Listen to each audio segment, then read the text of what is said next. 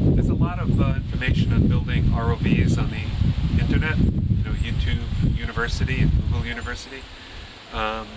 This is my version. Maybe there's some ideas here that'll help people, but really 99% of what's here is ideas from other people. The basic concept as built is by a guy named Stephen Thone with a PH, Stephen, at homebuiltrovs.com. And he also has the wiring for the solenoids and all kinds of information on there. The guy's a lot of experience, he's built a lot of them. And then Nathan Broman has a couple of great videos. He built one of Stephen's ideas and adapted some ideas of his own, adapted it with ideas of his own, and so I got ideas from him too, and then all over the internet, and then basically came up with this design. First of all, mine is based on one of these. You can buy these on eBay. It's like $98. It doesn't come with this panel. This is the video camera. It's basically, for whatever reason, it's painted like a fish, and I mounted it here inside of a plastic tube. But it comes, you're supposed to just lower the camera off the side of a boat. It has LED lights here with 3 levels, and you're supposed to lower it off the side of a boat or whatever with a string, but that's really hard to do. Everything gets tangled up, and I wanted to be able to control my camera. So I chucked their battery. I'm going to use it for something else. It comes with a 12-volt battery, and I made this panel. So I turned the unit into a control panel. This is aluminum. I think it's 3/16 of an inch thick. And then I put in these double pole, double throw switches. I used flat ones so they wouldn't interfere with the, I didn't use toggles because they would have interfered with the screen when it's closed. And I have here my, forward, reverse, and my up, down. And I can control these. I can hold this thing in my hand like a, PlayStation controller, and just reach these with my right thumb. I can reach both of these controllers. I can make it go up and down and so on. So you have full control. And when you buy these units, you have a choice of buying them with or without recording capability. Of course, I wanted to be able to record things, so I got the one here. It takes a little SD card. And then this is, I ran all my power in here.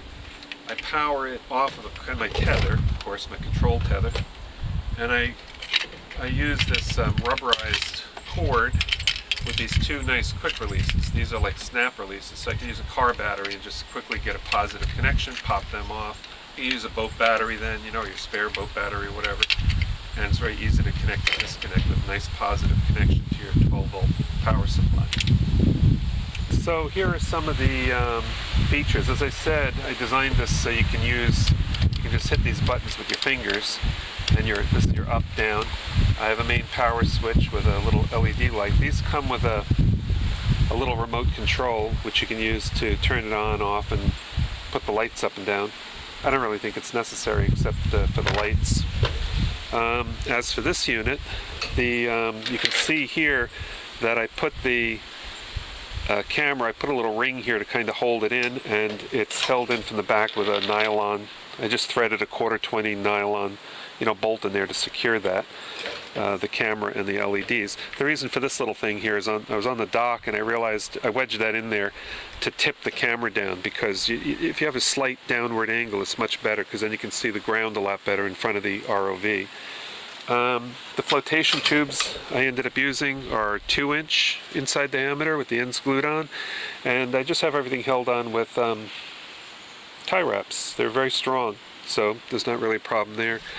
The whole thing is about 1 foot long, 5 inches high, about 6 inches wide, and the bilge pumps, as suggested by Stephen Thone and others, they use these little bilge pumps. They're under $7 for each one. They're waterproof bilge pumps, 1,100 gallons per hour, draw 3 amps, so I have a 5-amp fuse, one 5-amp fuse for each one of them in here.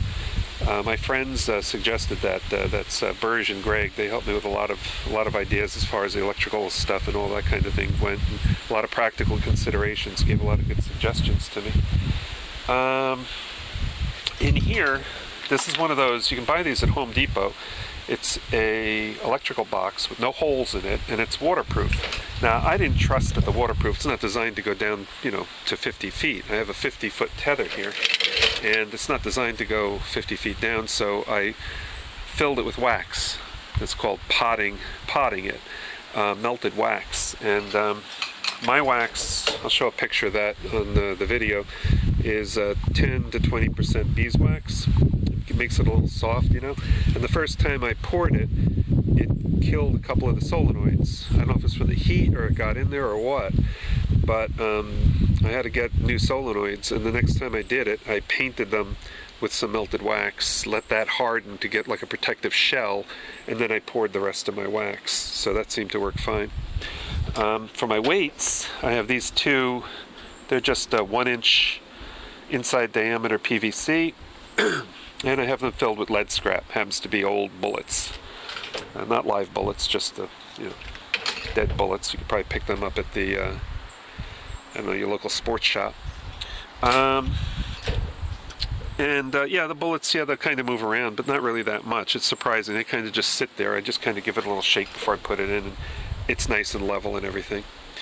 I mounted the motors inside of tubes also with 1/4-20 nylon, but the tube itself that the bilge pump motor is mounted in is mounted with a stainless steel bolt. And that, of course, then made an opening into the tubing. Now, I didn't want to have them filled with air, and I didn't want to have them free flooding. Some people drill them and then they free flood. So I squirted expanding foam in there. And surprisingly, the foam expanded so much, it came, I didn't even know I had little holes here still. Foam was coming out of here. So basically all the tubing here is filled with expanding foam. And then my propellers, these are RC propellers, and very inexpensive. I think they were 1 3/4 inches in diameter. I thought at first they'd be too small, but they're plenty powerful. They work fine to drive the ROV. The hole in them was a little bit too large. The shafts on here are 1/8 inch with a flat, and the hole is slightly larger. So I've roughed up the inside of my propellers. I put JB weld in there, I let that harden, then I center drilled the JB weld, and I just roughed up the shafts on the bilge pump, and then I epoxied them right on, so that worked fine. The tether has a cord in here for strength, you know, so I can pull this out of the water. You can see that in here. It's just covered with this sheathing here. It's $10 worth of sheathing. You can get that on eBay also. You can see here my strength cable, my speaker cable, which is 16 gauge. If I went longer, Berj suggested I go with 14 gauge. There's a little bit of loss with this. I probably should have gone with 14 gauge. If you go, I think 100 feet, you probably would want to do that. But it seems to be working okay, so I'm right there. This is my Ethernet, and that has your 8 leads for your control to control your solenoids. You only need 6 of them to control your solenoids. And this is the very cheesy looking wire for the video camera. And then of course my my strength cable. And that's it. I thought I was going to have to tie wrap this whole thing together, but you really don't. It stays together pretty nicely. Then of course you can use your foam here. You don't want this thing to be sinking and pulling the ROV down at the back. So you just basically cut lengths of this insulating foam. This is 1/2 inch insulating pipe foam with the tie wrap around it. And I'm going to put a few more of those on there. So basically that's it. As I said, most of these ideas you can find on the web. Maybe something that I did here would be helpful to somebody. And I'll show a video how it works. Just a comment about, it's a funny thing with these videos, you know, a lot of these video cameras you find is Chinese things. I always say high definition, you know. I think this one said 720 I or 720p or something like that. They're not, you know. I mean, it's like 640 by 480 or something like that. So it's not the greatest, you know. If you really needed high resolution video, you could mount, and I may still do this just for the fun of it. I may mount a, you know, like a GoPro on the side here. And then you're not going to see what's going on with the GoPro till you get it back, but you can use this one to steer it, and, you know, and all that sort of thing. And then when you get back, you'll have the high definition videos. So that's an idea I might incorporate. The solenoid and the solder connectors at the top are hopefully now protected by my spooned on layers, which are pretty much hardened. And now I'm going to pour my beeswax paraffin mix. It's like maybe this time I've only got about maybe 10% beeswax there. And here's hoping. A little bit up over the top. I don't like seeing bubbles come out of there. That kind of bothers me. Why would there be bubbles coming out? We can just hope they're not coming out of the, well, underneath the solenoid there's some airspace. But I think I can see my wax, my protective wax is actually melting. Man, I hope these solenoids are okay after that. That is kind of brutal, really, pouring all that hot wax on there.